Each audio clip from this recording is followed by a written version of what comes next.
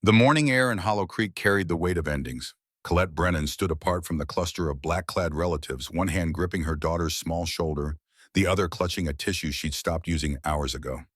The tears had run dry, somewhere between the eulogy and the final prayer, leaving only a hollow ache that settled in her chest like stones.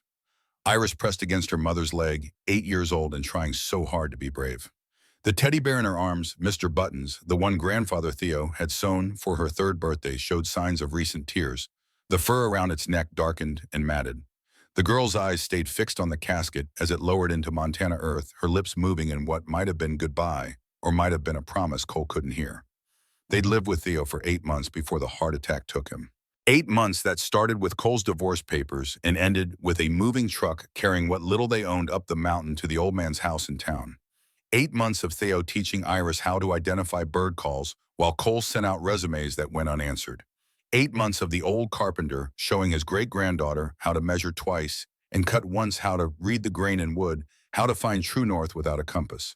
Cole's bank account held $1,200. The job market in Hollow Creek consisted of 2 positions at the grocery store, both filled, and seasonal work at the ski resort that wouldn't start hiring until November. It was June. Her phone buzzed in her pocket with another overdue notice she couldn't afford to acknowledge.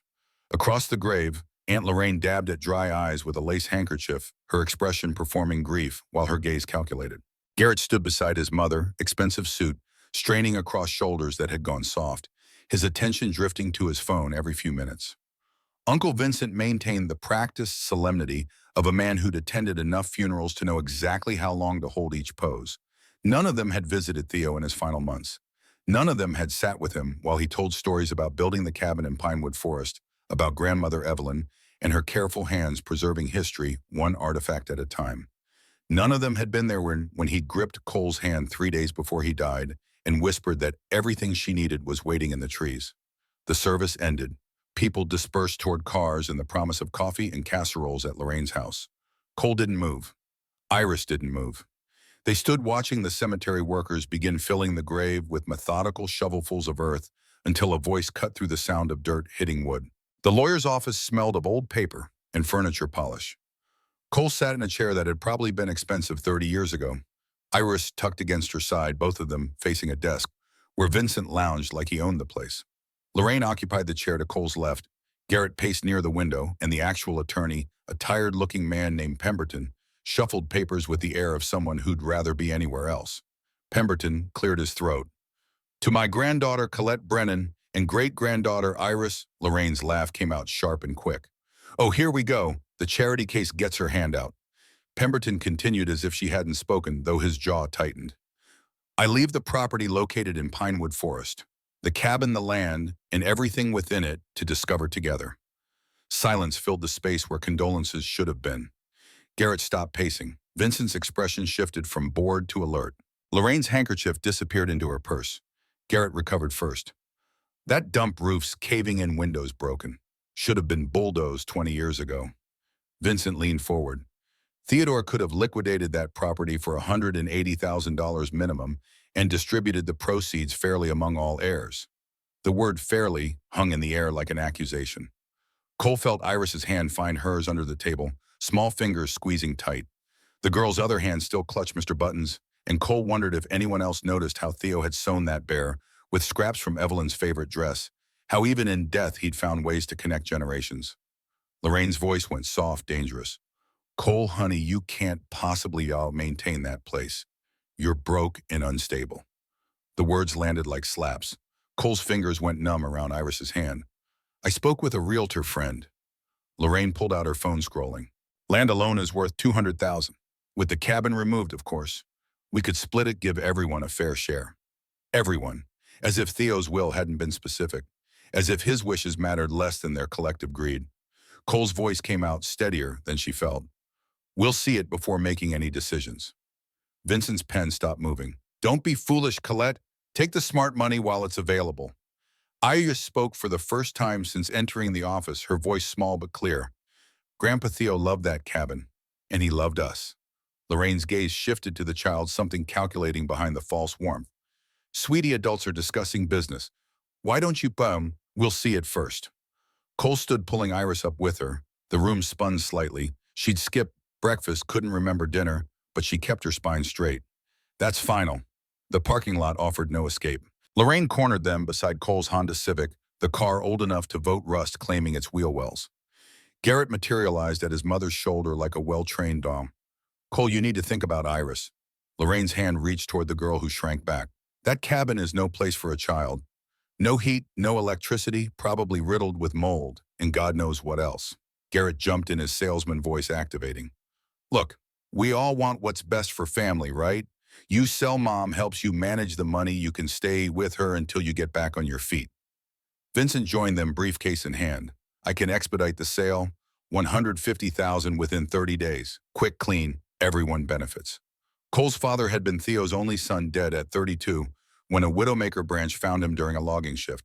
She'd been 11, same age as Iris when her parents split. Theo had taken her in without question, taught her that wood had memory, that broken things could be fixed if you cared enough to treat me. Grandpa left it to us for a reason.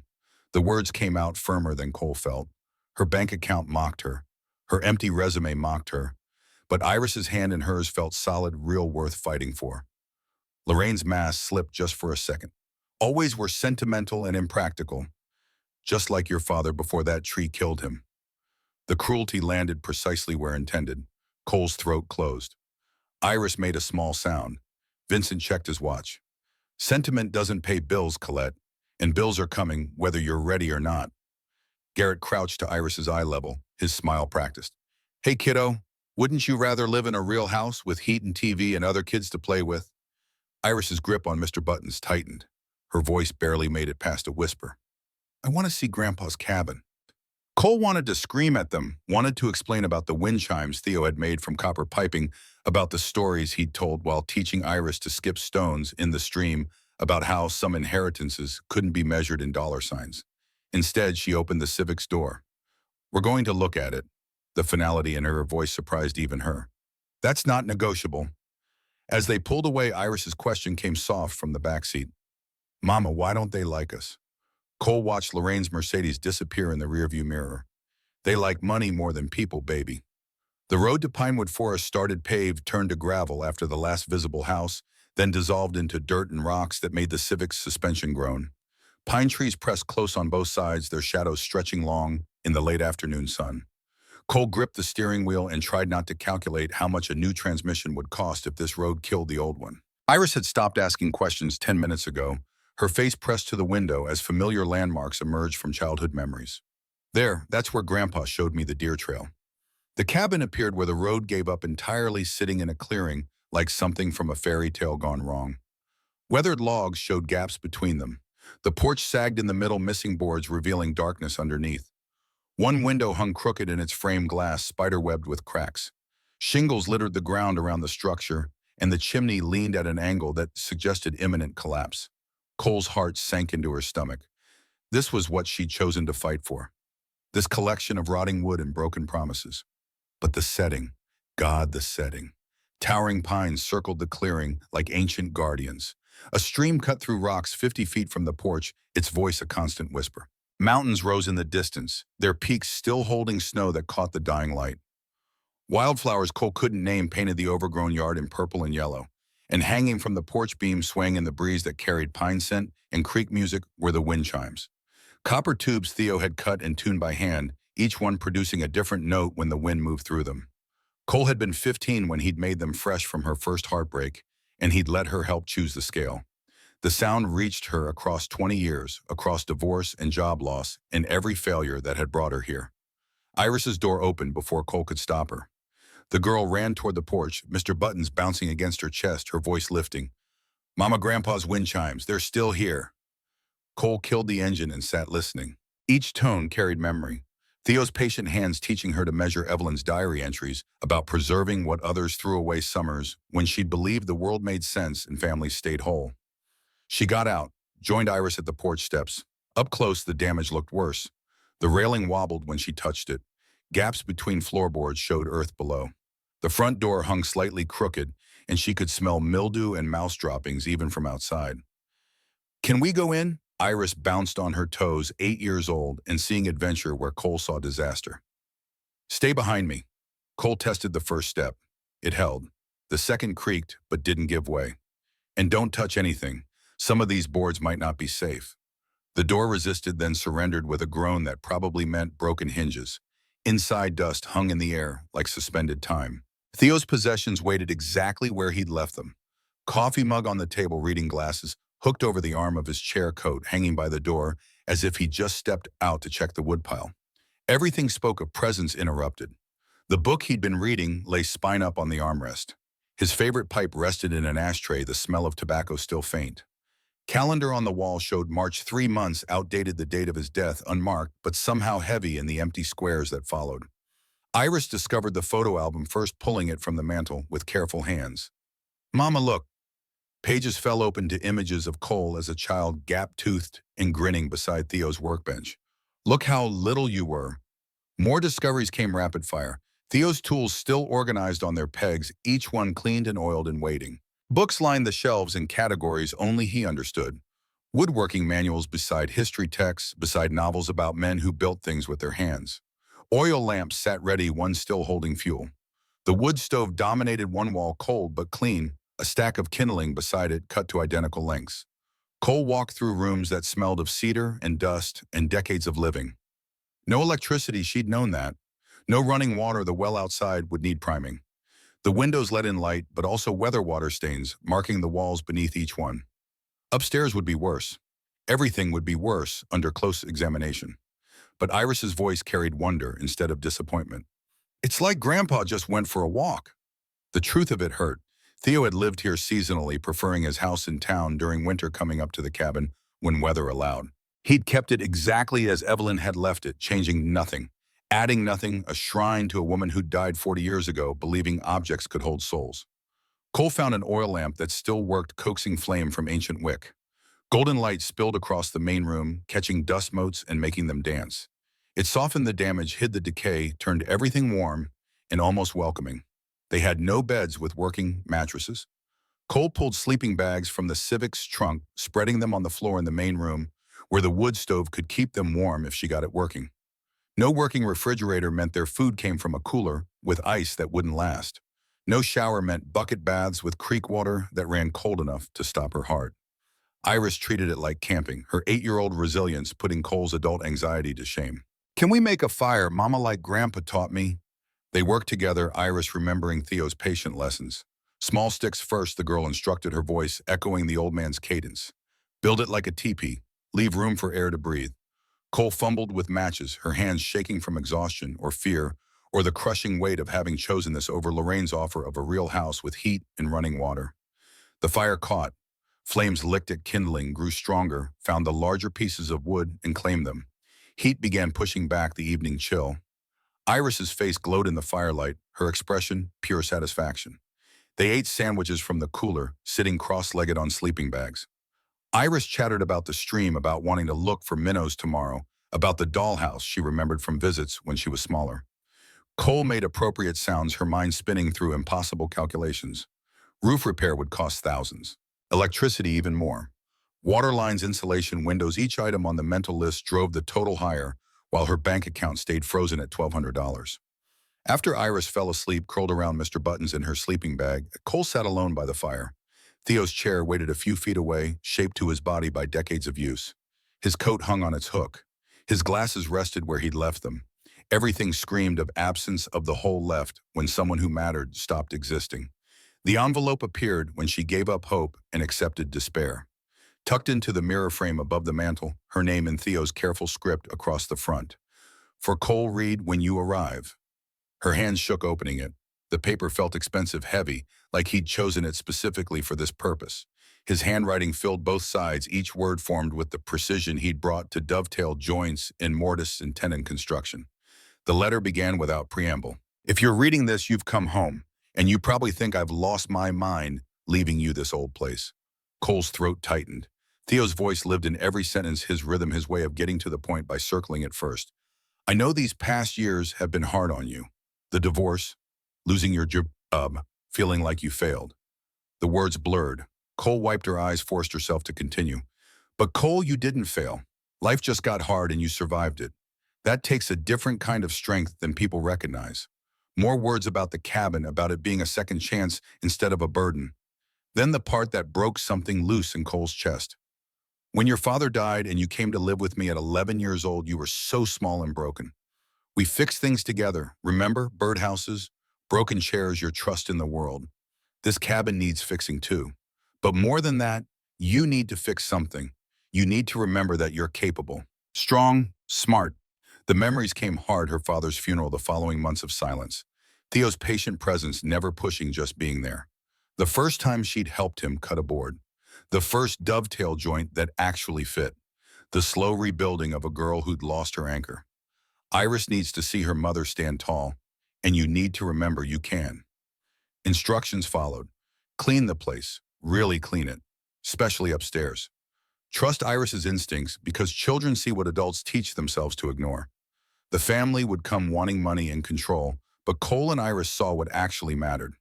The letter ended with a postscript that made no sense. Look where the light hits the floor in the morning. Cole read it twice more before carefully refolding it. Theo had planned this. Every word, every instruction, every bit of foresight about what she'd be feeling and thinking. He'd known she'd be broke and scared and ready to give up. He'd known she'd need reminding that broken things could be fixed. She cried then quietly so Iris wouldn't wake. Not sad tears, exactly, more like pressure releasing. The fire crackled. The wind chimes sang outside. And somewhere in the tears and exhaustion, a small seed of determination took root. Okay, Grandpa, she whispered to the empty room. We'll try. Morning arrived with golden light streaming through the east window, painting rectangles across the floor. Cole woke to find Iris already sitting cross-legged in one of those rectangles, Mr. Buttons in her lap, studying the way dust motes swirled in the beam. Mama, look how pretty the sunshine is. They made do with what they had, cereal eaten dry because the cooler's milk had gone questionable, bottled water that tasted like plastic. No bathroom, so a trip to the outhouse Theo had maintained as backup. Iris took it all as adventure.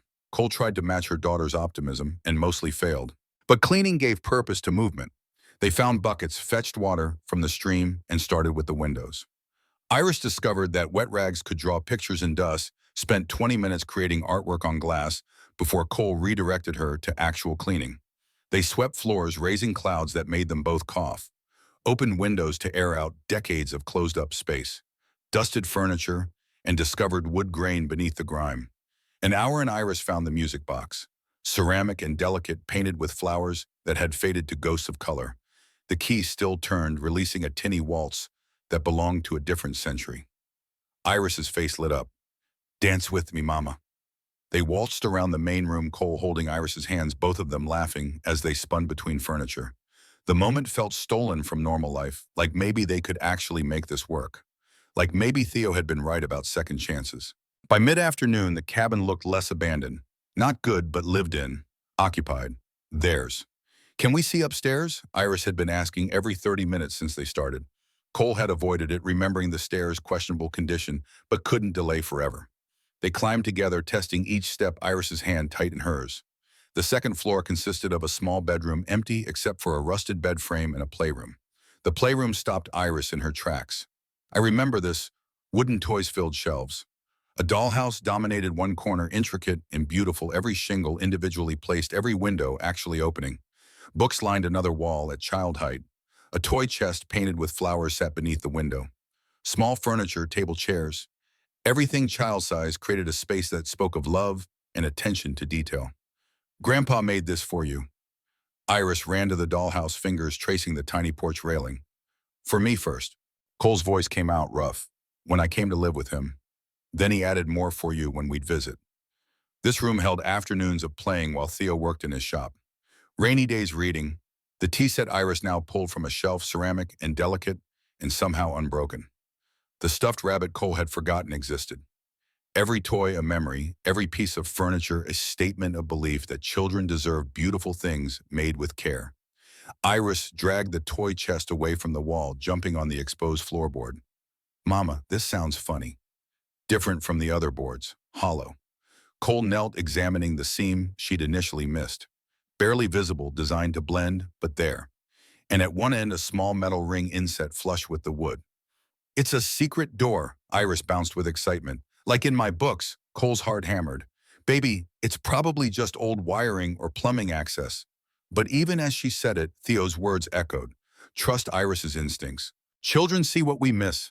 They pulled the ring together. The board resisted, then lifted, revealing a hatch and ladder descending into darkness beneath the cabin. Iris gasped, her eyes going wide.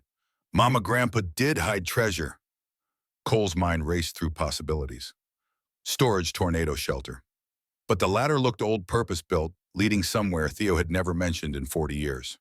She got the flashlight from downstairs, pulse racing. Stay right behind me. Hold on to my belt. The ladder felt solid under her weight. Each rung descended into cool air that smelled of stone and earth. Iris followed her, breathing quick with excitement, her small hand gripping Cole's waistband. 12 rungs down, a landing, then a larger space that the flashlight couldn't immediately encompass.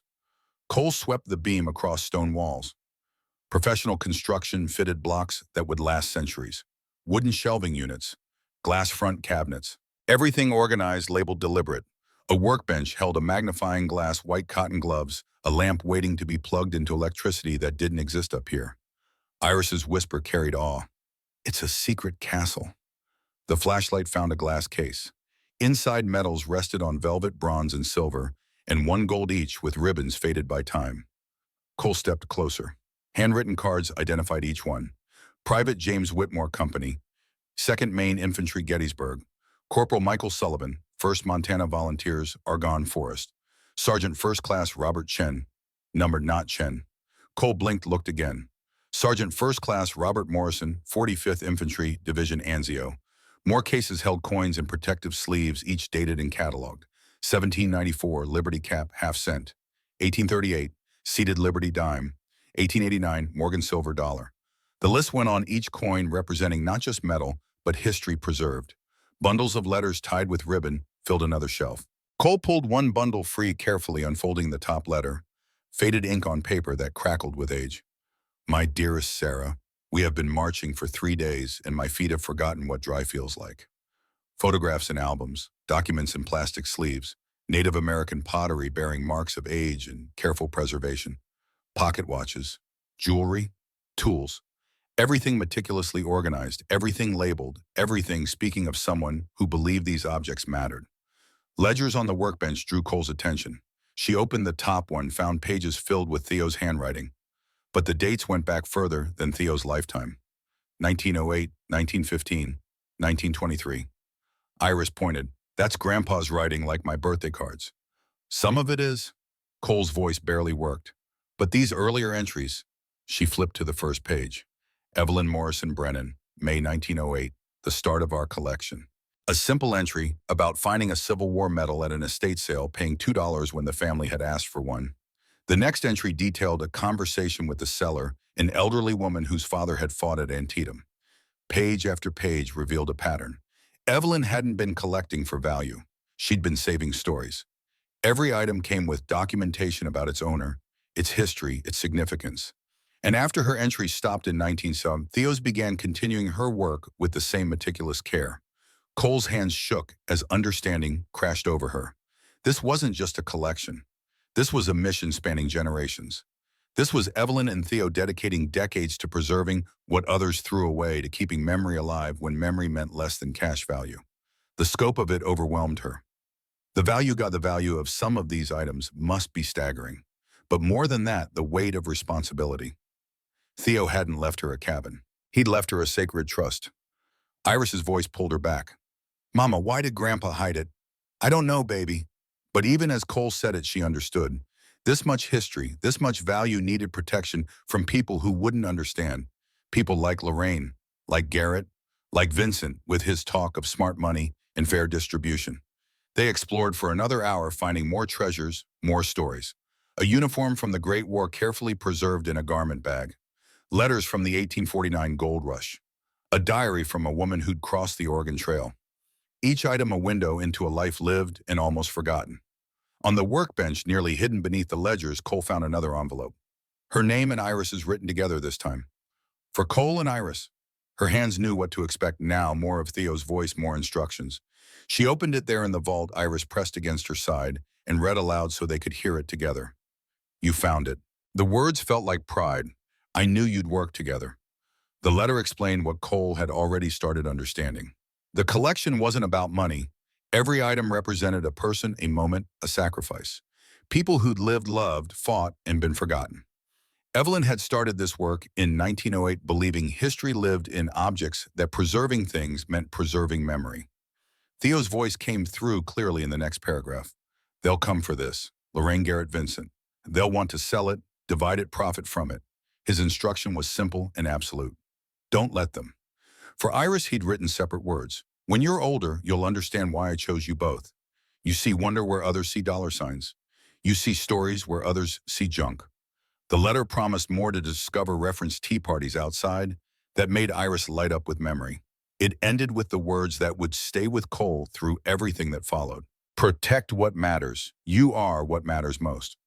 Back upstairs, Cole didn't close the hatch. She sat beside it, Theo's letter in her lap, listening to Iris chatter about the treasures while sunlight slanted toward evening. Outside, the wind chimes sang. The stream whispered. The forest held its breath. Cole's phone finally found signal long enough to deliver mystic calls. Lorraine 4 times, Garrett twice, Vincent 3 more. They could wait. Everything could wait except the decision forming in Cole's chest, solid as stone walls, unshakable as Theo's faith. When Lorraine's call came through that evening, Cole answered. The connection crackled with distance and interference. Lorraine's voice dripped false concern. Cole, I've been trying to reach you. How is it up there? We're fine. Cabin needs work, but it's... Cole looked at Iris, tracing patterns in dust with one finger, at Theo's chair, holding space he'd never fill again, at the hatch leading to generations of preserved memory. Special. Special. Lorraine's laugh carried edges. Cole, be realistic. You can't raise a child there. I spoke with my realtor friend. The land alone is worth $200,000. We're not selling. The silence that followed felt dangerous. When Lorraine spoke again, the sweetness had evaporated. Don't be foolish. You're unemployed, broke, living in a structure that should be condemned. Cole's fingers tightened on the phone. It's our home. You know, Lorraine's voice went soft, calculating. I've been thinking about Iris's welfare. Child Protective Services might have concerns about her living conditions out there. No electricity, no heat, no proper facilities. The threat landed like a fist. Cole's vision narrowed. Are you threatening to report me? I'm thinking of my great-niece's safety. Each word precisely chosen. Someone has to consider what's best for that child, since you're clearly not thinking straight. Every fear Cole had been pushing down surged up, losing Iris, failing as a mother, proving everyone right about her instability. But underneath that fear, something harder formed. Theo's words, Iris's trust, the weight of the vault and everything it represented. Goodbye, Lorraine. Cole ended the call before her voice could shake. Iris looked up from her drawing. Was that Aunt Lorraine? Yeah, baby. She's mean. Cole pulled her daughter close. Yeah, she is. They slept by the fire again, Cole lying awake long after Iris's breathing went deep and even. The cabin settled around them with creaks and whispers. Outside, something moved through the brush, deer probably, or raccoons. The wind picked up, making the chimes sing louder. Cole thought about Lorraine's threat, about Garrett's desperation, about Vincent's cold calculation, about $1,200 and no job in a cabin that needed thousands of dollars in repairs, about a vault full of history that people would kill to liquidate. But she also thought about Iris's face when she found the dollhouse, about Theo's patient hands teaching her to see grain in wood, about Evelyn writing in 1908 that some things were worth saving even when the world disagreed. When morning came, Garrett's truck appeared before the dew had burned off. Cole saw him through the window, carrying Starbucks coffee. His smile practiced as he walked toward the porch. She met him at the door, blocking entry. Hey, cuz. Too loud, too friendly. Brought you ladies some caffeine. Iris stayed inside, watching from behind Cole's legs. Garrett's eyes traveled over the cabin's exterior, cataloging damage. So how bad is it, really? I mean, we all know this place is falling apart. He pulled out his phone, showing a property assessment. 180 minimum for the land. Split 4 ways, that's $45,000 each. Fresh start for you, Cole. Real house for Iris. Cole's jaw tightened. Grandpa left it to us. Yeah, about that. Garrett's smile dimmed. Was Uncle Theo really in his right mind at the end? I mean, leaving a worthless cabin to someone who can't afford to maintain it. He was perfectly sharp. Cole, don't make this difficult. The salesman mask cracked. You need money. Mom says you're barely scraping by. $45,000 could change your life. Behind Cole, Iris's voice came clear and strong. Grandpa wanted Mama and me to have it. Garrett's annoyance flashed. Honey, grown-ups are talking about boring money stuff. Why don't you go play? Something shifted in Cole's chest. The mama bear instinct that had been buried under exhaustion and fear surged up. She's right, he wanted us to have it. All of it. All of what? Garrett's eyes narrowed. It's just a cabin unless... His gaze sharpened, became searching. Is there something else? Something Uncle Theo didn't tell us about? Cole's expression stayed neutral through force of will. Just the cabin and land, like the will said. But Garrett's attention had shifted, scanning the visible interior over Cole's shoulder, looking for what she didn't know. But the hunger in his eyes confirmed what Theo had predicted. They'd come. They'd want what wasn't theirs, and they wouldn't stop until forced. Please leave. Cole's voice carried finality she'd forgotten she possessed. Garrett's mask shattered completely. You're making a mistake. A big one. And when you're eating ramen and can't pay for heat next winter, don't come crying to family. He left gravel spinning, dust rising in his wake. Cole closed the door and found Iris watching her with eyes too knowing for 8 years old. He was looking for something, Mama. I know, baby. Grandpa's treasures. Yeah, Cole knelt, pulling Iris into a hug. But they're ours to protect now, and we're going to keep them safe. Iris's arms wrapped tight around Cole's neck. Promise? Cole thought about the vault below, about Evelyn's careful documentation, about Theo trusting her with generations of preserved memory, about Lorraine's threats and Garrett's greed and Vincent's cold equations, about being broke and scared and responsible for a child in a cabin that needed thousands in repairs. She thought about all of it and made a choice that felt like jumping off a cliff or growing wings, she couldn't tell which. Promise. The afternoon sun filtered through pine needles when Iris looked up from Theo's second letter, her finger tracing the postscript. Mama, what does he mean about tea parties? Cole reread the line. Look where Iris used to have tea parties outside. Do you remember having tea parties here? Iris's face lit with recognition. The big tree. By the stream, Grandpa and I had tea parties there with Mr. Buttons. The teddy bear in question sat propped against the fireplace, one button. Eye hanging loose. Cole studied her daughter's certainty. 8 years old, but her memory of those visits held details Cole had forgotten. Which rocks made the best stepping stones, where deer came to drink, the exact bend in the stream where minnows gathered. Show me. They packed water and granola bars into a small backpack. Iris insisted on bringing Mr. Buttons, tucking him carefully into the outer pocket. The forest beyond the cabin stretched dense and green, the path Iris followed more memory than visible trail. Colette let her daughter lead. Iris moved with confidence through the trees, pausing at landmarks that meant something to her. This is where we saw the fox, a fallen log. Grandpa said this tree got hit by lightning. A blackened trunk split down the middle. Every few steps revealed another piece of their shared history, moments Cole hadn't been present for, but that had woven themselves into Iris's bones. The stream's voice grew louder. They crossed where rocks created natural stepping stones, Iris hopping from one to another with practiced ease. On the far bank, the land rose slightly, and there, massive and ancient, its trunk wider than Cole's armspan, stood an oak that had probably watched the cabin's construction. Iris ran to it, pressing her palms against the bark. This is it. We had our tea set right here. She pointed to a flat spot at the tree's base. And Grandpa would sit on that rock and tell me stories about the people who used to live in these mountains. Cole approached slowly, her architect's eye, noting the tree's health, its strong branches the way it had probably stood here for 200 years or more. Carved into the bark at adult height, she found initials weathered by time. T+E enclosed in a heart. Theo and Evelyn. The carving looked decades old, the bark grown around the edges. Below it, fresher, but still aged, another set of initials. See, Cole's throat closed. She'd been 11 when Theo brought her here after her father's funeral, both of them silent with grief. He'd let her carve that initial with his pocket knife, told her that marking this tree meant she belonged to this place and it belonged to her. And below that, tiny and recent, an IA that could only have been made in the months before Theo died. He knew. Cole's voice came out broken. He planned all of this before. Mama, look. Iris had circled the tree, found the hollow she'd mentioned. 4 feet up, a gap in the trunk formed a cavity large enough for a child's hand. We always put Mr. Buttons in here during tea parties so he could guard our cookies. Cole lifted Iris to reach. The girl's arm disappeared into the hollow, her face scrunching with concentration. There's something. Metal scraped against wood. Iris withdrew in a box, waterproof, military grade, about the size of a shoebox. Rust marked its corners, but the seal held. They sat together under the oak sunlight dappling through leaves. Cole's hands shook, opening the clasps.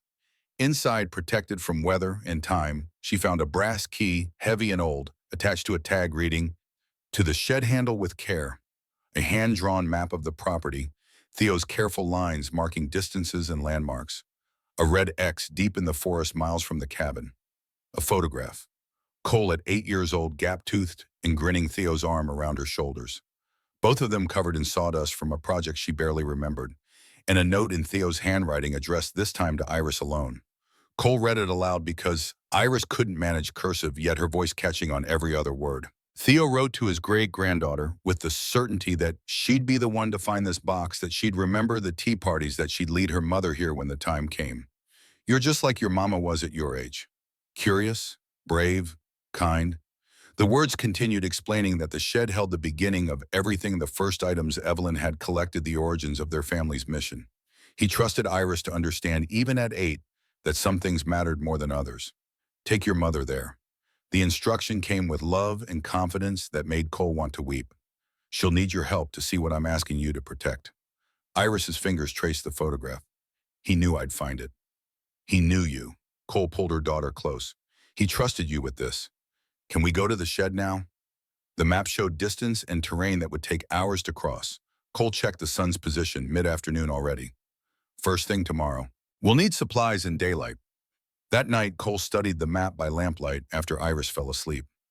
The route wound through dense forest, crossed the stream, twice climbed a ridge, before descending into a valley the map labeled North Hollow.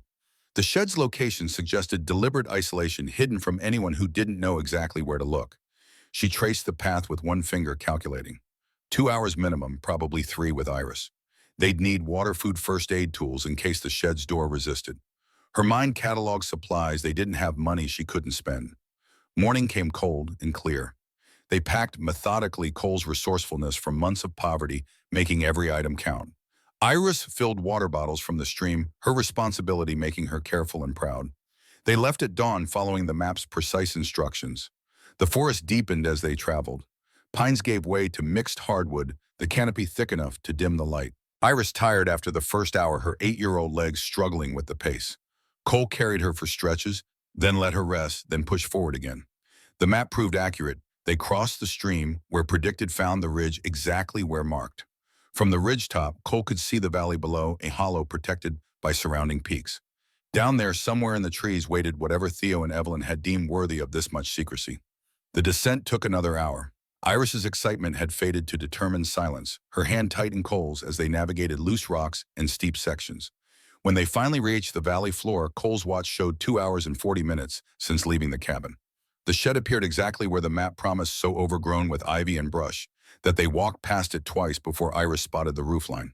Weathered gray wood blended perfectly with the forest vines covering walls, moss claiming the roof. Only the door remained relatively clear, as if something about the wood repelled growth. A padlock, old and rusted, secured the entrance. Cole tried the brass key. It resisted the mechanism, frozen by decades. She worked it gently, feeling the tumblers fight her, then suddenly give. The lock opened with a click that sounded loud in the forest silence. The door groaned inward. Darkness and the smell of old paper and preserved wood greeted them. Cole used her flashlight to find an oil lamp just inside the entrance, its glass chimney dusty but intact. The flame caught, spread, pushed back shadows to reveal a space that made her breath stop. Smaller than the cabin's vault, but just as carefully organized. Wooden crates lined one wall, each labeled in faded ink. A trunk marked EH 1908 sat beneath a shuttered window. More shelves, more careful organization, everything speaking of Evelyn's hand rather than Theo's continuation. Iris moved to the trunk, drawn by some instinct Cole didn't question. "Can we open it?" The latches released easily, suggesting Theo had maintained them. Inside, wrapped in cloth that smelled of cedar, they found photographs. A young couple, early 20s, standing before a partially constructed cabin. The woman's face carried determination that transcended the faded sepia tones. The man looked at her instead of the camera, his expression pure devotion. "Is that our cabin?" Iris held the photo carefully. The beginning of it. More photos documented construction frames going up walls, taking shape, the creek visible in the background. Then photos of the finished cabin of Evelyn and Theo, young and strong, of a life being built with hands and hope. Beneath the photos, Cole found diaries. leather-bound filled with Evelyn's elegant script dated from 1908 forward. She opened the first one reading aloud for Iris. June 1908. Theodore and I completed the cabin today. Our hands are blistered, our backs ache, but our hearts could not be fuller. This place is ours, built with our labor, consecrated by our dreams. Here we will live. Here we will remember. The entries continued documenting their first years. Hard winters, difficult summers, the fierce independence of carving a life from wilderness. Then gradually mentions of items began appearing. October 1918. Found a medal today from the Great War. It belonged to a soldier named Franklin Pierce who fell at Belleau Wood saving 6 men. His widow needed money for food, sold it to a dealer for $2. I paid her 20 and told her Franklin's sacrifice would be remembered. She cried. I promised. Cole's throat tightened. This was where it started, not with money or value, but with a widow's tears and Evelyn's promise. More entries revealed the pattern. Evelyn hadn't set out to build a collection. She'd set out to prevent forgetting. Every item came with a story she documented meticulously, every purchase driven by the belief that memory mattered more than market value. March 1935. Theodore thinks I'm obsessed. Perhaps I am. But these objects, they were loved, used, treasured by people who vanished from memory. Their children don't want them. Their grandchildren see only junk. Someone has to care. Someone has to remember. Iris listened with intensity beyond her years. When Cole paused, the girl asked, "What does she mean collecting souls?" Cole found the entry, read it again. "I'm not collecting objects. I'm collecting souls. Every item here was part of someone's life, held their sweat and tears and love. By preserving these things, I preserve them." She believed people live in what they leave behind. Cole searched for words an 8-year-old could grasp. That a soldier's medal carries his courage. That a letter carries the writer's love. That by saving these things, we save the people who own them. Iris nodded slowly, then pointed to Mr. Buttons. Like how Grandpa's love is in Mr. Buttons, because he made it for me. Exactly like that. They spent an hour reading entries, learning about Evelyn's mission and Theo's gradual understanding of it. He'd thought her eccentric at first, the diaries revealed. But over decades, he'd come to share her vision. After she died in 1975, he'd continued her work with the same meticulous care. Cole found a box marked with her full name, Colette Marie Brennan, carved into the lid. Inside, cushioned by velvet that had faded to gray, she discovered Theo's woodworking tools. The chisels he'd taught her to sharpen the plane he'd let her use on her first solo project, the measuring tape that still smelled of sawdust and machine oil, photos of her as a child working beside him in his shop, learning to read wood grain, building birdhouses, the slow healing of a girl who'd lost her father, and a letter that started without preamble. "If you found the shed, you're stronger than you know." Theo's voice filled the page, reminding her of afternoons in his workshop of patient instruction and quiet acceptance. He acknowledged her current pain, the divorce, the job loss, the fear. Then he offered what she'd come here seeking without knowing it. "These tools helped you heal once. Let them heal you again." But the real treasure came next. Cole lifted the velvet lining as instructed, found the false bottom, and withdrew documents that changed everything. Bank statements showing an account in her name, $28,000. Deposited monthly over the past 5 years, Theo quietly building a safety net while she'd struggled through her marriage's collapse and her career's derailment. A note explained, "For repairs, for legal defense, for protection, they will try to take it. Fight them." And beneath that, the paper that made Cole's hands shake. The original property deed dated 1908, naming Evelyn Hartwell Brennan as sole owner. Not Theodore, not the Brennan family name. Evelyn's maiden name included preserving the maternal line. Cole's mind raced through implications. Lorraine Garrett Vincent, they descended from Theo's son, Cole's father. The paternal line. But the property had always belonged through Evelyn's line passed to daughters and granddaughters. The male descendants had no legal claim whatsoever. "Grandpa, you brilliant, brilliant man." Cole's whisper carried reverence. Iris looked up from the diary she'd been studying, unable to read most words, but tracing the handwriting like Braille. "What is it, Mama?" "Armor." Cole gathered the documents carefully. "Grandpa left us armor." They stayed another hour, Cole photographing every important document, creating backup evidence. The walk back took longer, both of them tired, but Cole's mind spun with new understanding. Theo hadn't just left them a cabin and collection. He'd given them weapons for the fight he'd known was coming. Dusk had settled when they reached the cabin. Cole's exhaustion ran bone deep, Iris practically asleep on her feet. They heated canned soup on the wood stove, ate in silence, then collapsed into sleeping bags. Cole woke to the sound of breaking glass. 1:30 a.m. by her phone's dim screen, Iris still asleep. And downstairs, someone was forcing entry through the kitchen window. Terror and rage hit simultaneously. Cole grabbed Theo's baseball bat from beside the door left there after Garrett's visit, just in case. Every maternal instinct screamed to stay with Iris's, but whoever was downstairs would reach them eventually. Better to confront the threat before it got close to her daughter. The stairs creaked under her weight. No point in stealth when the intruder already knew they were here. The kitchen window, already cracked from age, had surrendered to force. A man's silhouette struggled through the opening, too large for the frame, getting stuck halfway. Cole didn't hesitate, flipped the light switch forgetting they had no electricity, then fumbled for the flashlight she'd left on the counter. Its beam caught the intruder full in the face. Not Garrett, not Vincent. Someone she didn't recognize, hired muscle with a criminal's calculating eyes. "I've called the sheriff." The lie came out steady despite her hammering heart. "He's 5 minutes away." The man froze halfway through the window. Glass had cut his jacket, probably his skin underneath. "Lady, I don't want trouble. Just let me look around. I'll leave." Cole raised the bat. Her hands shook, but her voice didn't. "Get out, or I swear to God I will hurt you." He evaluated her, saw something in her stance that convinced him, started backing out. In his panic, his phone slipped from his pocket, clattered to the floor. He cursed, reached for it, then decided against it when Cole stepped forward. The man fled, footsteps crashing through brush, growing distant. Cole stood frozen, adrenaline making her lightheaded, until a small voice from upstairs broke through the static. "Mama," Iris appeared at the top of the stairs. Mr. Buttons clutched tight, her eyes huge with fear. "It's okay, baby." Cole dropped the bat, ran to her daughter. "The bad man's gone." They huddled together on the couch while Cole's heart rate slowly returned to normal. The phone on the kitchen floor drew her attention. She retrieved it carefully, its screen lit with an unsent message. From Garrett. "Find the seller. Photograph everything valuable. 500 bonus if you find coins. Evidence. Proof of conspiracy." Cole photographed the screen with her own phone, capturing Garrett's number, the message, the timestamp. Then she examined the broken window. The glass scattered across her kitchen floor. The violation of space that was supposed to be safe. Dawn couldn't come fast enough. At first light, Cole loaded Iris into the Civic and drove to town to the small sheriff's office on Hollow Creek's main street. Sheriff Dane Morrison looked up from paperwork when they entered, his weathered face shifting from administrative patience to immediate concern.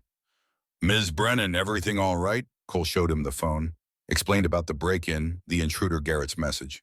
Morrison's expression darkened with each detail. He took the phone, carefully read the message twice. "I know this number." His voice carried the flat tone of a man stating facts. "Garrett Reed hired this guy twice before.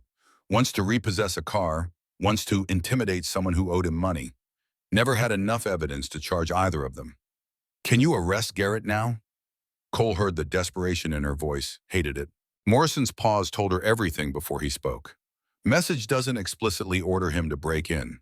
Decent lawyer could argue he just wanted photos of property your grandfather left Garrett's family.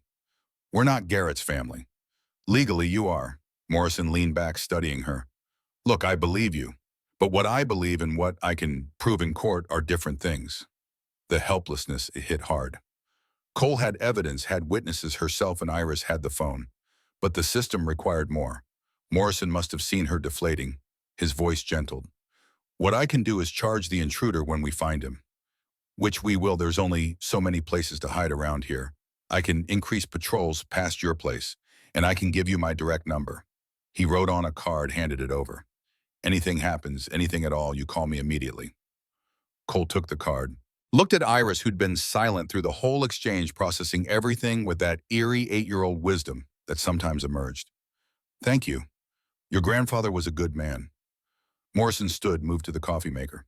"Helped my dad after my mom died. Just showed up with tools one day, fixed everything that was broken. Never asked for payment, never wanted recognition." He poured coffee into a mug that said, "World's okayest sheriff." Men like that are rare. I won't let his family be harassed. The coffee was terrible, burned and overstrong, but Cole drank it anyway, needing the warmth more than the taste.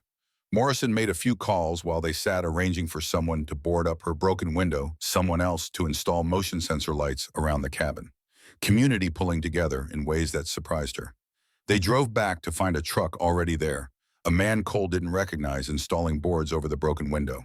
He waved off her attempt to pay. Sheriff Morrison said Theo Brennan's granddaughter needed help. That's payment enough. Another truck arrived an hour later with lights and mounting hardware. This man she recognized from the funeral, Mr. Calloway, the retired history teacher who'd spoken about Theo's character. He set up sensors that would flood the clearing with light if anything larger than a raccoon approached. These run on batteries, Calloway explained, showing Cole how to change them. Should give you warning if anyone tries sneaking up at night. I can't afford, wasn't asking for money. Calloway's gentle firmness reminded her of Theo. Your grandfather helped my wife when she got sick. Drove her to chemo appointments, sat with her when I had to work. Never asked for anything. He looked around the clearing at the cabin and forest and mountains. Besides what you're doing here, preserving what Evelyn started, that matters. Cole's throat closed. You knew about the collection. Theo showed me once years ago, made me promise not to tell anyone. Calloway's smile carried sadness and pride mixed. Said someday the right person would inherit it. Guess he knew all along it'd be you. After he left, Cole stood in the clearing, watching the sun track toward evening. People were helping. The community Theo had served for decades was returning the kindness. But would it be enough? Her phone rang. Lorraine's name appeared on the screen. Cole almost didn't answer, then decided confrontation was coming regardless of when she faced it. Cole, we need to talk. No false sweetness this time, just cold purpose. About Iris. Every muscle in Cole's body tensed. What about her? I've been thinking about her welfare. Living in that cabin with no electricity, no proper heat after a break-in. Lorraine let the words hang. Child Protective Services might have concerns. In fact, I'd be surprised if they haven't already been notified. The threat landed like a fist. Cole's vision narrowed. You wouldn't. I would do anything to protect my great niece. Each word carefully chosen, legally defensible. Even from her own mother's poor judgment. Rage and terror competed for dominance. Cole forced her voice steady. She's safe. She's happy. We're making this work. Are you, Lorraine's laugh cut. You're broke, unemployed, squatting in a condemned structure. What judge would consider that an appropriate environment for a child? The line went dead. Cole stood holding the phone, shaking with fury and fear. Iris appeared in the doorway, reading her mother's expression with uncomfortable accuracy. Aunt Lorraine wants to take me away. No point lying. Cole knelt to eye level. She wants to, but she can't. I won't let her. Promise? Cole pulled her daughter close, breathing in the scent of her hair, kid sweat and pine sap and Mr. Button's worn fur. I promise, but promises required action. Cole pulled out the business card Sheriff Morrison had given her, found another number written on the back. Rhea Ellis, attorney at law, specializes in family cases. The call went to voicemail. Cole left a message that tried to convey urgency without sounding hysterical. 3 hours later, her phone rang from an unknown number. Ms. Brennan, Rhea Ellis returning your call. They met the next day in Ellis's office above the hardware store. The lawyer, mid-40s, sharp-eyed, wearing competence. Like armor, listened to Cole's story without interrupting. When Cole finished, Ellis leaned back in her chair. They're going to petition for custody. The blunt assessment hit hard despite Cole expecting it. Can they win? Depends what you have. Ellis pulled out a legal pad. Walk me through your assets. Cole laid it out. The cabin currently in disrepair. The land, $28,000 Theo left for repairs and legal fees. The collection value unknown, but potentially substantial. And the property deed showing ownership through the maternal line. Ellis's pen stopped moving. Say that last part again. Cole explained about Evelyn Hartwell Brennan, about the deed naming her specifically, about how the property had passed through daughters, not sons. Which means Lorraine and her family have no legal claim. Ellis's smile appeared predatory. They're descendants of your father, who was Theo's son. But the cabin was never Theo's to leave. It was Evelyn's, and she left it to her daughter, who left it to you. So they can't contest the will. They can try, but they'll lose. Ellis made notes. However, custody is different. They'll argue you're unfit based on living conditions. We'll need to prove otherwise. How documentation? Show you're making improvements. Show you have income or means to generate it. Character witnesses. And most importantly, Ellis looked up, her gaze direct. We need to demonstrate that removing Iris from your care would cause her more harm than good. Over the next week, Cole built her case. She hired a contractor to assess the cabin, paid him from Theo's fund to create a repair schedule and cost estimate, filed paperwork to establish the Reed Family Historical Foundation as a nonprofit listing the cabin as its headquarters, applied for grants to preserve historical artifacts, started an online accounting business using the cabin's address and the solar panels the contractor had recommended. Witnesses materialized. Mr. Calloway offered to testify about Theo's character and clarity of mind.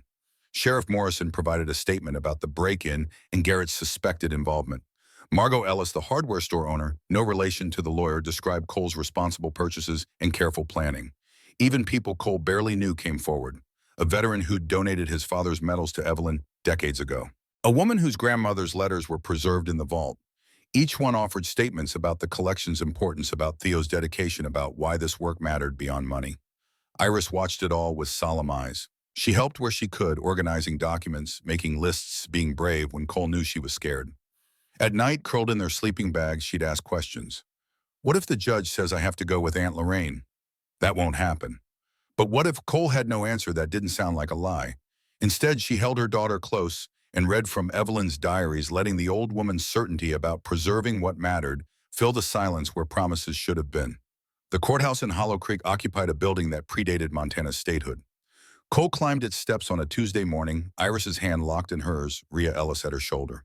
Inside, the air smelled of old wood and bureaucracy. Lorraine waited with Vincent, who'd stepped in as her attorney despite the ethical questions of representing family. Garrett sat behind them, his expression oscillating between anxiety and anger. None of them looked at Cole or Iris directly. The judge, a woman named Catherine Reeves, 60-ish, with gray hair and a face that suggested she'd heard every excuse humanity could manufacture, called them to order. This was a preliminary hearing to determine if Iris should be removed from Cole's custody pending further investigation. Vincent went first, his lawyer voice smooth and reasonable. He painted Cole as well-meaning but incapable, unemployed, living in a structure without basic utilities, exposed her child to a break-in, pursuing a fantasy about historical preservation while neglecting practical realities. Lorraine testified next, performing concern with practiced ease. I just want what's best for Iris. Cole is my niece, and I love her, but she's not in a position to provide stability. The cabin is dangerous.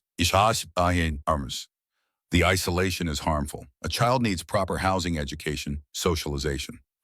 She managed to imply neglect without quite saying it, suggest incompetence without making actionable accusations. It was masterful character assassination wrapped in familial worry. When she finished, Lorraine looked directly at Iris for the first time. Sweetheart, you know, I only want you to be happy and safe, right? Iris shrank against Cole, said nothing. Lorraine's smile tightened. Rhea Ellis stood with the confidence of someone holding better cards. She presented the property deed, first establishing that the Reed family's challenge to the will had no legal foundation. Then the contractor's assessment showing Cole had both plans and funding for repairs. The business registration, the grant applications, the community support statements. Ms. Brennan isn't fleeing reality, Ellis stated. She's building a future, a unique one certainly, but no less valid for being unconventional. She called Mr. Calloway, who testified about Theo's mental acuity and the collection's historical significance.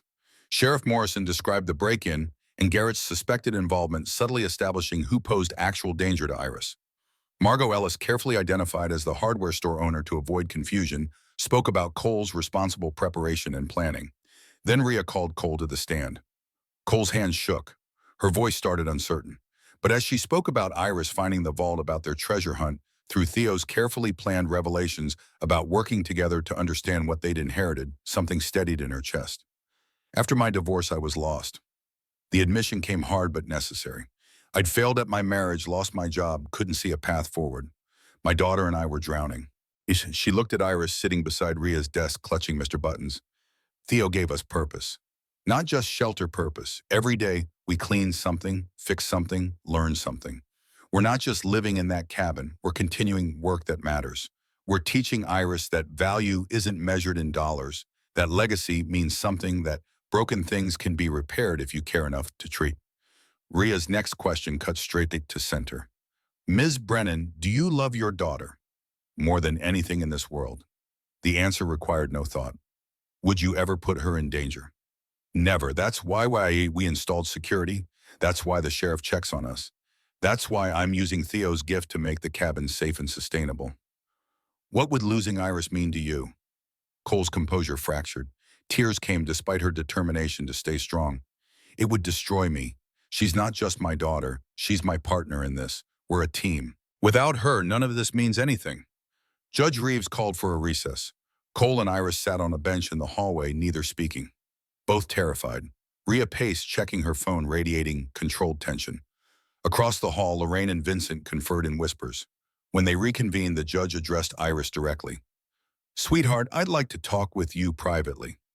Just you and me, is that okay?" Iris looked at Cole, who nodded despite her heart trying to claw out of her chest. The girl stood, walked to the judge's chambers, with the bailiff disappeared behind the door. 20 minutes felt like hours.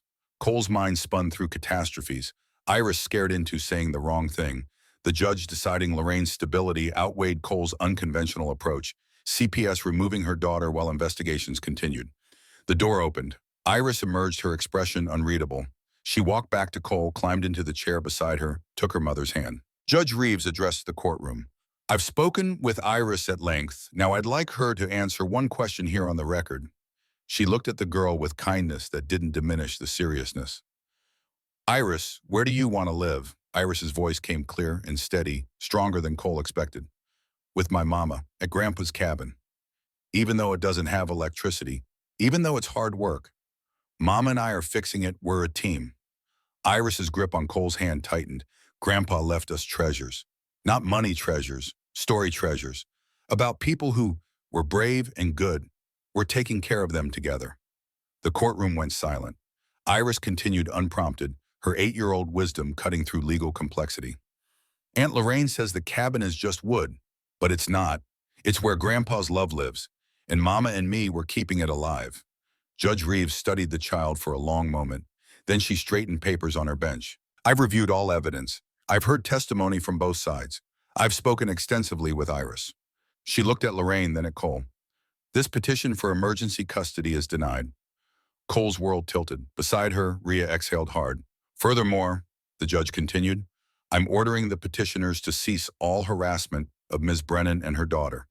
This includes, but is not limited to, unwanted contact property surveillance and attempts to interfere with their living situation."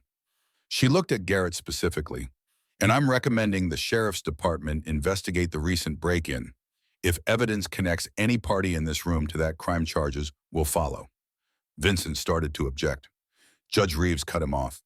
"Mr. Reed, your family has wasted this court's time with a petition that appears motivated more by greed than genuine concern.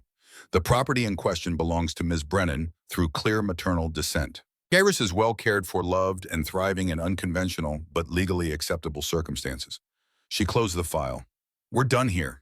Lorraine's face went white with fury. Garrett slumped in defeat. Vincent gathered papers with the barely controlled rage of a man who'd lost a case he'd expected to win. Cole pulled Iris onto her lap, buried her face in her daughter's hair, and finally let herself breathe. They'd won. Against money and manipulation and family turning vicious, they'd won. Outside the courthouse, Lorraine made one final attempt. She approached as Cole loaded Iris into the Civic, her expression stripped of all pretense. "You've made enemies today." Cole straightened, found reserves of strength she'd forgotten she possessed. "I'm sorry you feel that way. The door's always open if you want an actual relationship with Iris. On your terms. On terms of love and respect." "Yes." Lorraine's laugh carried bitterness. "You self-righteous—" Iris's voice cut through whatever insult was coming. "You're mean, Aunt Lorraine. Grandpa knew. That's why he gave the cabin to us and not you." The simple truth from an 8-year-old landed harder than any adult accusation. Lorraine stared at the child, something breaking in her face, then turned and stalked to her Mercedes without another word. Cole watched her go, felt the finality of it. Some relationships couldn't be salvaged. Some people chose money over family and lived with that choice forever. They drove home in silence. Iris fell asleep before they left town, exhausted by stress and victory and being brave for hours. Cole navigated the failing road to the cabin, her mind already moving to next steps. Repairs to fund, grants to pursue, a foundation to build, a daughter to raise in the shadow of work that mattered. The cabin appeared through the trees, motion sensor lights activating as they approached. Boarded window and all, it looked like home, like possibility, like exactly where they were supposed to be. Cole carried Iris inside, tucked her into the sleeping bag without waking her. Then she descended into the vault, sat among Evelyn's carefully preserved memories, and opened the ledger to a fresh page. Her handwriting looked uncertain next to Theo's confident script and Evelyn's elegant flow. But she wrote anyway, documenting this day, this victory, this moment of choosing to fight for what mattered over what was easy. We won. Not because we had more money or better lawyers or powerful connections. We won because Iris knows the difference between price and value. Because Theo trusted us. Because some things are worth protecting no matter the cost. She paused, pen hovering over paper, then added the line that would guide every decision that followed. Legacy isn't what you're given. It's what you refuse to surrender. 6 months transformed the cabin from survival to something approaching thriving. Cole stood on the newly reinforced porch, watching October light paint the clearing in amber and gold, her hands wrapped around coffee that no longer came from a camp stove, but from an actual electric percolator. The solar panels the contractor had installed caught morning sun feeding batteries that powered Light's refrigerator laptop. Running water came from a new well pump. Heat radiated from the wood stove she'd learned to tend with Theo's precision. Iris appeared in the doorway, backpack slung over one shoulder, ready for the school day. The one-room schoolhouse 3 miles down the mountain had welcomed her with the same small-town generosity that had built their motion sensors and fixed their window. The girl had bloomed in 6 months, taller, more confident, her 8-year-old wisdom deepening into something that reminded Cole of Evelyn's diary entries. "Mr. Calloway's coming after school, right? 3 o'clock. Cole pulled her daughter close for a quick hug before the bus arrived. "He's bringing more documents from the Historical Society." The bus appeared yellow against green forest. Iris ran to meet it, turned at the door to wave, disappeared inside. Cole watched until it rounded the bend, then returned to work that had become both vocation and mission. The Reed Family Historical Foundation had achieved nonprofit status 3 months ago. What started as a legal maneuver to protect the collection had evolved into something larger. Cole had cataloged 2/3 of the items, now each entry meticulously documented in both digital and physical ledgers. Grants had started arriving small at first, 1,000 here, 1,500 there. But they added up, funded proper storage, brought in experts to assess preservation needs. And people wanted to visit. Word had spread through historical societies and veterans groups about the collection's scope. Cole had established a policy by appointment, only small groups. No photography of the most valuable pieces. They'd hosted their first tour last month, 6 people from the Montana Historical Society who'd spent 4 hours examining artifacts and taking notes. The wonder on their faces when Cole showed them letters from the 1849 gold rush had validated every hard choice of the past 6 months. Her online accounting business had taken root slowly but steadily. 3 regular clients, now small businesses needing bookkeeping. The work was flexible, could be done between tours and cataloging, brought in enough to supplement Theo's fun and keep them moving forward. Not prosperity, but sustainability. Not wealth, but sufficiency. Mr. Calloway arrived precisely at 3, as he did every Tuesday. The retired teacher had become indispensable. His knowledge of local history filled gaps Cole hadn't known existed. Today he carried a box of materials the Historical Society had been storing since the 1960s. Items donated by people whose names appeared in Evelyn's ledgers. Found something interesting. He set the box on the cabins, a table now cleared of dust and serving as workspace. Letters between your great-great-grandmother and the Historical Society's founder. They corresponded for 20 years about preservation methodology. Cole opened the first letter, saw. Evelyn's handwriting felt a familiar connection across decades. The founder, a woman named Adelaide Winters, had shared Evelyn's passion for saving what others discarded. Their correspondence revealed a friendship built on mutual understanding that objects carried souls, that memory deserved protection. They debated techniques for preserving photographs, shared sources for archival materials, discussed ethical questions about acquisition, when to buy items from families who didn't understand their value, how to document provenance where the line fell between preservation and exploitation. Reading their exchanges, Cole understood she'd never been alone in this work. Evelyn hadn't been alone. There had always been others who saw what she saw, valued what she valued, fought the same fight against forgetting. There's more. Calloway pulled out a photograph. This was taken at a Historical Society meeting in 1955. Evelyn stood among a group of women, all of them holding items they'd preserved. The caption listed names: Adelaide Winters, Evelyn Brennan, Margaret Halloway, Dorothy Chen, Ruth Nakamura, Sarah Washington, women of different backgrounds united by shared mission. They were building something.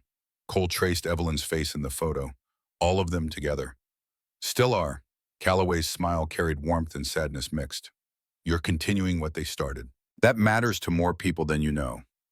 After he left, Cole worked through a section of items from the 1940s, carefully cross-referencing Evelyn's entries with historical records. A medal from the invasion of Normandy, letters from soldiers at Bastogne, dog tags from men who'd never come home. Each item carried weight beyond its physical form, carried the people who'd used them, loved them, left them behind. A knock interrupted her concentration. She climbed from the vault to find a teenager standing uncertainly on the porch. 16 or so work boots and calloused hands, the bearing of someone who'd learned responsibility young. "Mrs. Brennan, I'm Wyatt Fletcher. Mr. Calloway said you might teach me about historical preservation." Cole studied him, shy but determined, the kind of kid who didn't quite fit anywhere but was looking for a place to belong. She recognized the pattern had worn it herself at his age. "What's your interest in this?" Wyatt's answer came carefully considered. "My great-uncle died in the Pacific during World War II. We've got his letters, his dog tags a flag. They gave my great-grandmother at his funeral. But nobody in my family knows what to do with them. They sit in a box in our attic. Mr. Calloway showed me pictures of your collection, said you preserve soldiers' memories the right way." "Come in." Cole held the door. "But this isn't just looking. You work or you don't come back." He proved dedicated beyond expectation. Showed up 3 afternoons a week after his farm chores finished. Learned to handle artifacts with reverence, to read Evelyn's cataloging system, to understand that preservation required patience and precision. His questions showed intelligence, not just about the items, but about the people who'd owned them, the context they'd lived in, the stories that gave them meaning. Iris adored him immediately. Followed him around, asked endless questions, beamed when he treated her explanations about specific items with genuine interest. The big brother energy he radiated filled a space Cole hadn't realized was empty.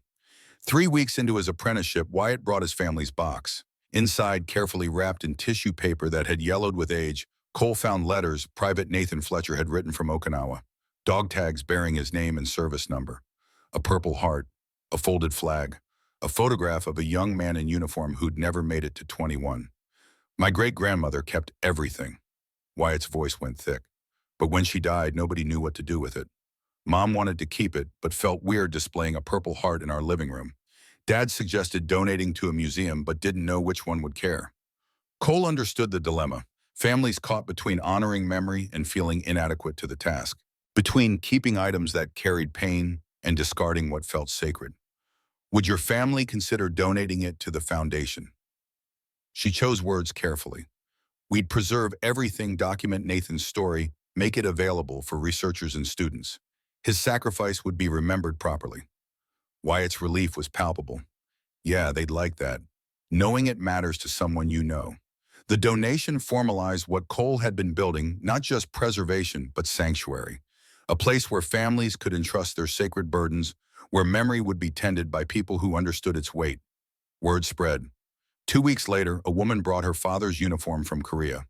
Then a veteran donated his own medals, saying he wanted them preserved, while he could still explain their context. A family clearing their grandmother's house found letters from the Civil War and called asking if the foundation would want them. Each donation came with stories. Each story required documentation. Each act of entrusting precious memory to strangers required Cole to prove herself worthy of that trust. Winter arrived with the contractor's final inspection. He'd completed the priority repairs, roof insulation, windows, electrical plumbing. The cabin would hold through Montana's brutal cold now. But as he walked through rooms checking his work, he paused at a particular section of wall. "You know, when we were reinforcing the foundation, I noticed something odd about the wall down in your basement area."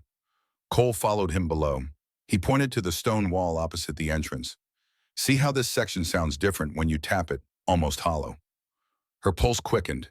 She examined the wall more carefully. The stones looked identical to others fitted with the same precision. But when she pressed at certain angles, something shifted. "Help me with this."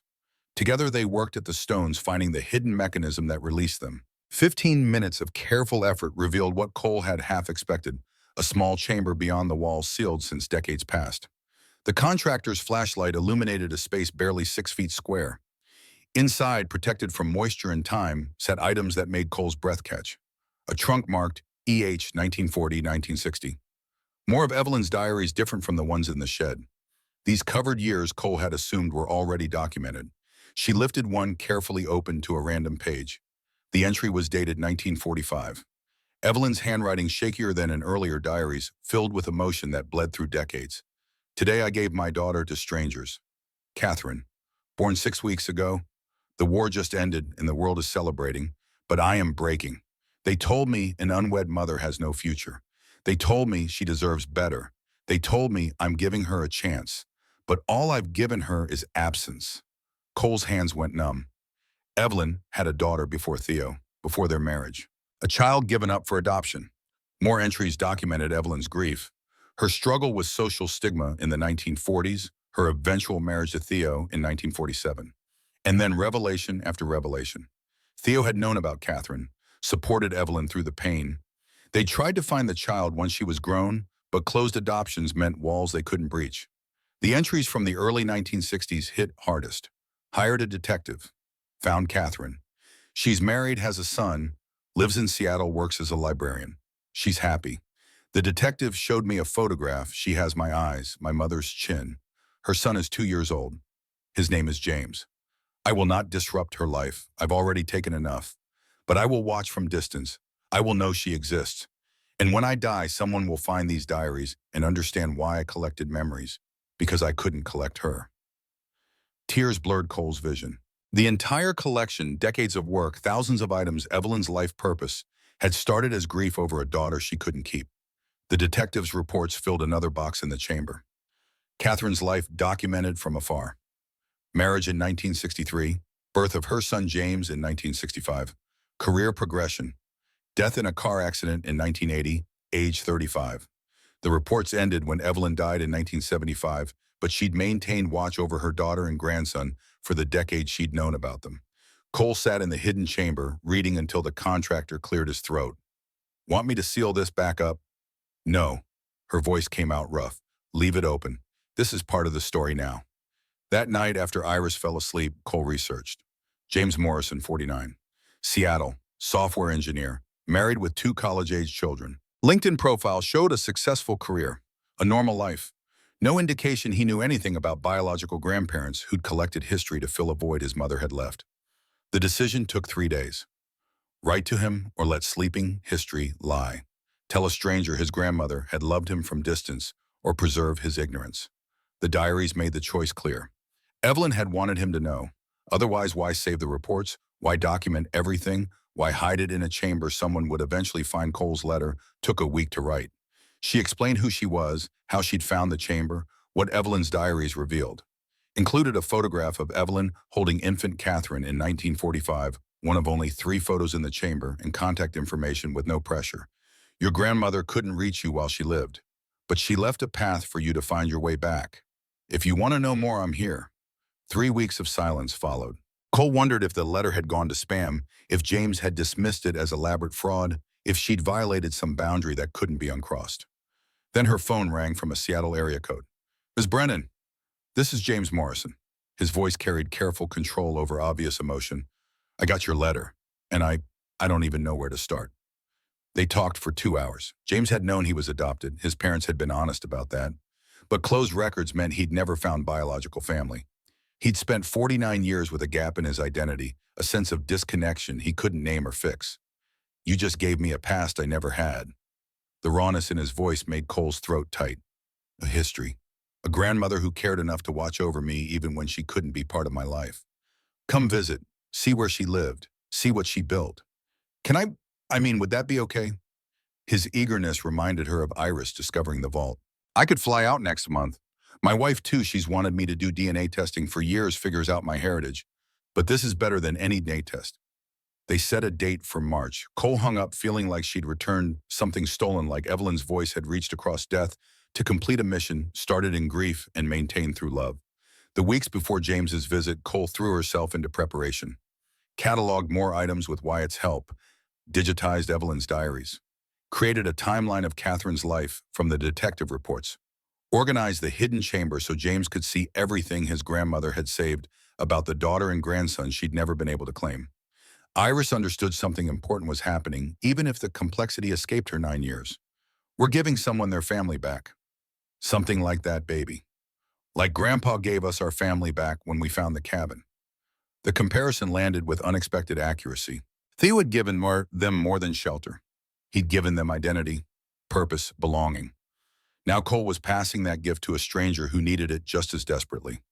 James arrived on a Tuesday in March, his wife Rachel beside him, both of them carrying the nervous energy of people approaching something that might change everything. Cole met them at the door, saw Evelyn's eyes looking back at her from James's face. The genetic echo was unmistakable. "You have her eyes." The words came out before Cole could stop them. James's hand went to his face, touching the feature he'd never known came from someone specific. "Really?" Cole showed them the photograph. James stared at it for a full minute, tears tracking down his face, this successful middle-aged man reduced to the child who'd never known where he came from. They spent 3 days at the cabin. Cole showed them everything in the vault and Evelyn's carefully preserved collection. The diaries that explained her mission, the hidden chamber where she documented the daughter she couldn't keep, and the grandson she'd watched from afar. She walked them to the oak tree where the initials were carved, showed them the shed where Evelyn's earliest work waited. Every location connected James to the grandmother who'd loved him from distance, who'd poured her grief into preserving other people's memories because she couldn't preserve her own. Rachel filmed everything on her phone, documenting her husband's reunion with history. Iris followed them everywhere, explaining items she'd learned about treating James's emotional reactions with the gentle wisdom of a child who understood pain even when she couldn't articulate it. Wyatt gave them space but helped coordinate logistics, preparing meals, making sure they had privacy when needed, being present when James wanted to talk to someone who understood the weight of what Evelyn had built. On their final evening, James made an offer that took Cole's breath away. "I want to help. Financially, I mean." He pulled out his checkbook. "My mother's story is here. Her mother's work is here. This foundation, it's part of my heritage now, part of who I am." He wrote a check for $50,000, set it on the table, looked at Cole with Evelyn's eyes. "Use it to preserve what she started. Use it to tell her story. Use it to make sure other people's memories don't get lost like ours almost did." The money transformed what was possible. Cole hired a professional archivist to help with cataloging, bought climate-controlled storage units for the most fragile items, applied for federal grants that required matching funds she now had. The foundation shifted from scraping by to sustainable operation. But more than money, James brought connection. He called weekly, sent family photos, planned regular visits. His children came that summer, met the extended family they'd never known existed. They established a scholarship in Catherine's name for students pursuing historical preservation. The wound Evelyn had carried for 40 years, the daughter she'd given up, the family she couldn't claim, had finally healed across generations. One afternoon in late summer, an envelope arrived from Seattle, not from James, from a law firm representing interested parties who wished to acquire the collection. The letter's formality barely masked the amount being offered. $1.2 million. Cash. For complete acquisition of all items currently held by the Reed Family Historical Foundation. Cole read it 3 times. That much money would solve every problem. Iris's college fund secured, their future guaranteed. No more grant applications or careful budgeting or wondering if they'd make it through another Montana winter. She imagined it, moving to town, real house with reliable heat, Iris in better schools with more resources, Cole pursuing accounting work that paid actual salary. Normal life, safe life. The life everyone said she should want. The letter sat on the table for a week. Cole picked it up and set it down a dozen times. Iris noticed, asked questions Cole couldn't quite answer. Wyatt pretended not to see it, but his silence felt heavy. Mr. Calloway finally addressed it directly. "Someone made you an offer." "How did you know?" "Because everyone eventually gets offered money for something that matters more than money." He settled into the chair by the wood stove. "Question is whether you remember why you're doing this."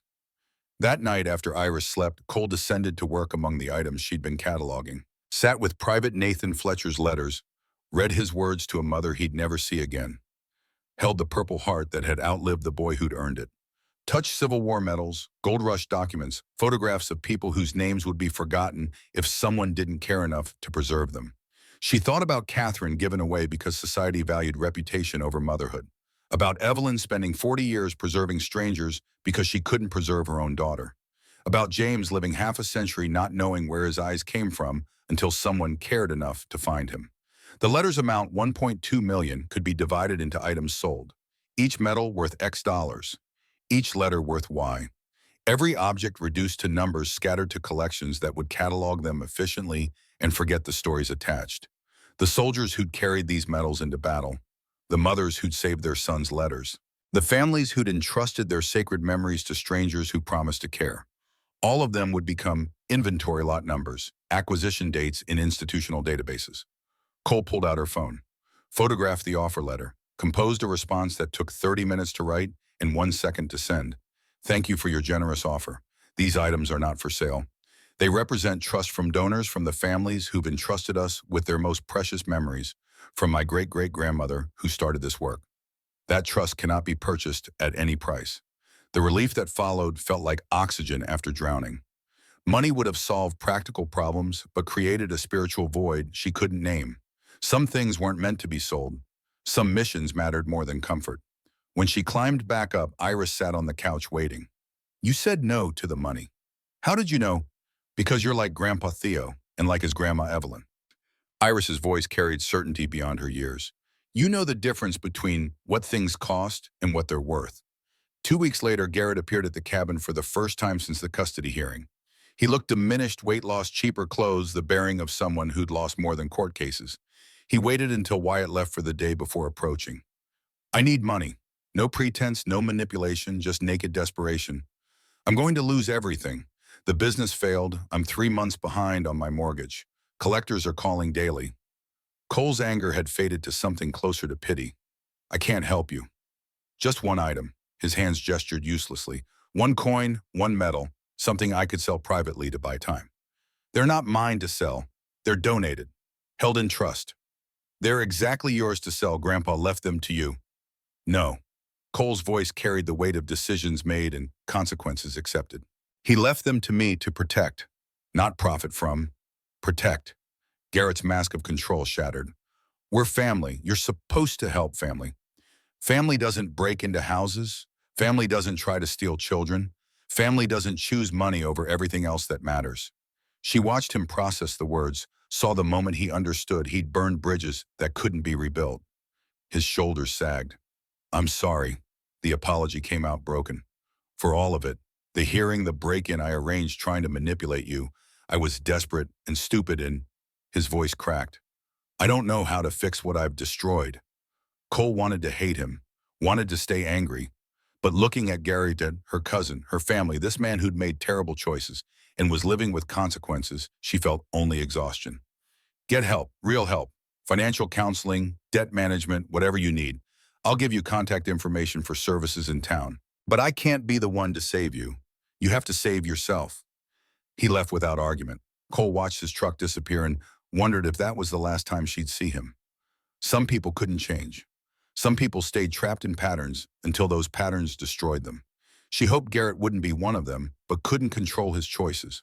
Lorraine never came, never called. The silence from that quarter felt permanent. Some bridges once burned left ashes too toxic to cross.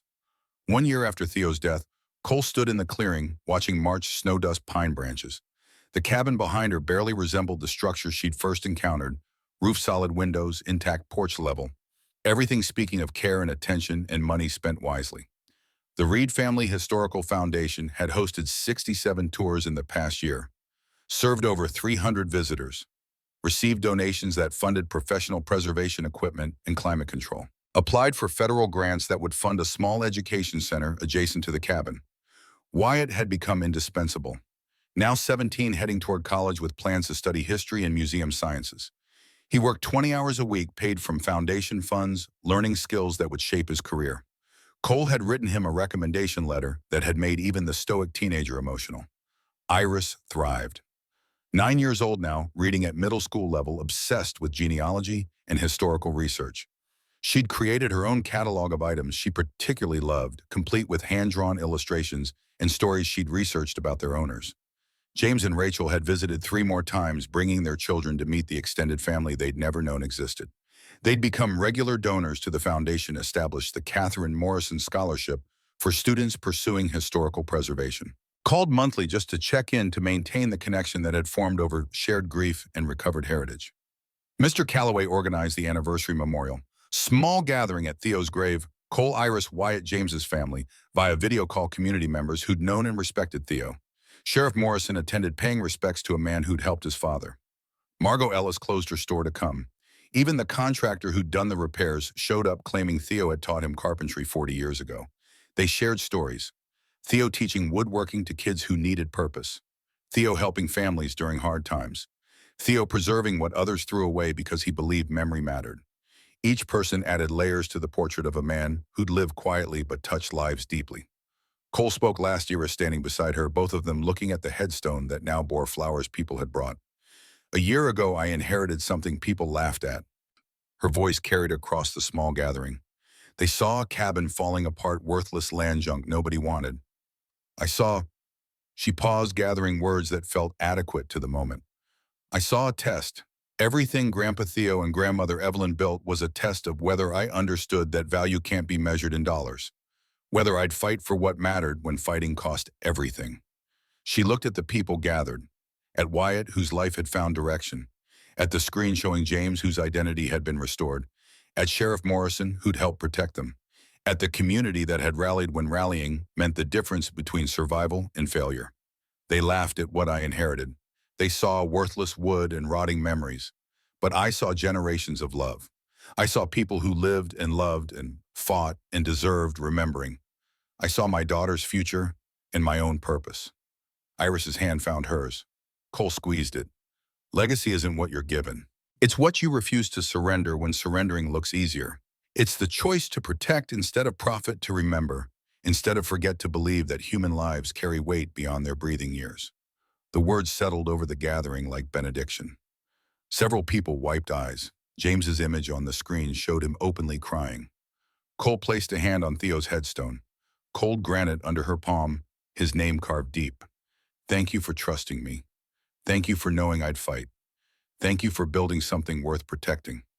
That evening back at the cabin, James called from Seattle. His weekly check-in had become anchor point for both of them. How was the memorial? Good, hard but good. Cole walked to the window, watched darkness settle over Forest. How are things there? Actually, I wanted to run something by you. His voice carried the careful quality of someone about to propose significant change. Rachel and I have been talking. The kids are in college now, independent. My job's fully remote.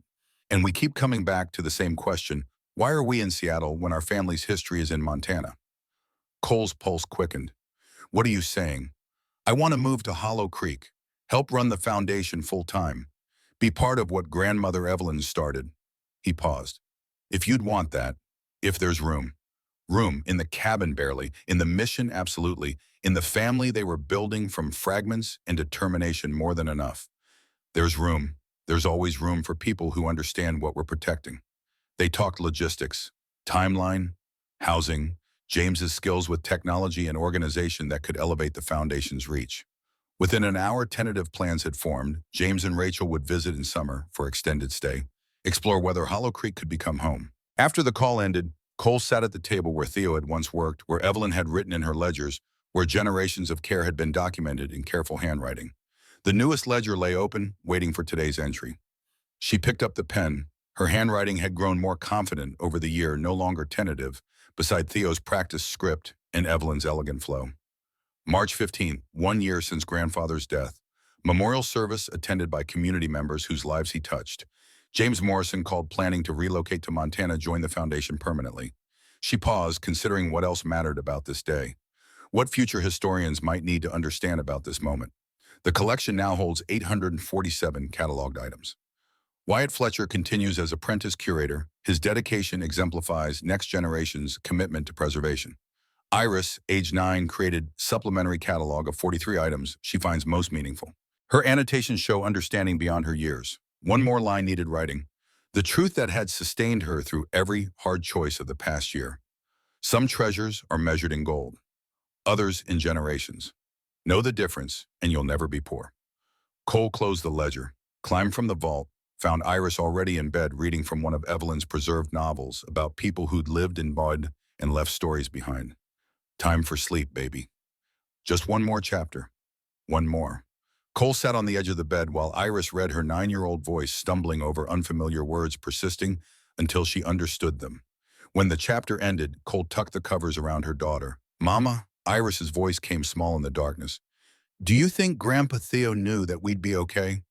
Cole thought about it, about Theo's layered revelations, about Evelyn's meticulous documentation, about the chain of care that had brought them here. I think he believed, and belief was enough. I'm glad we stayed. Me too, baby, me too. She kissed Iris's forehead, turned off the lamp, left the door cracked so moonlight could filter in. Downstairs, the cabin settled into night, sounds wood contracting as temperature dropped, wind moving through trees, the distant voice of the stream that had witnessed everything. Cole stood at the window looking out at darkness and stars. Tomorrow would bring more work tours to give grants to write items to catalog. Wyatt would arrive to continue his apprenticeship. Visitors would come seeking connection to history. The foundation would continue growing, serving, preserving. But tonight in this cabin that had tested and taught and transformed her, Cole felt something she hadn't felt in the 2 years since her divorce shattered her life. She felt complete, not because problems had vanished or money had appeared or life had become easy, but because she'd found work that mattered, built family, that chose to stay protected, legacy that would outlive them all. Outside, copper wind chimes caught the breeze and sang their careful melody, the sound Theo had tuned by hand, the sound that had welcomed her home a year ago, the sound that would still be singing long after she was gone. The people who'd laughed at her inheritance had been wrong about everything. They'd seen worthless wood.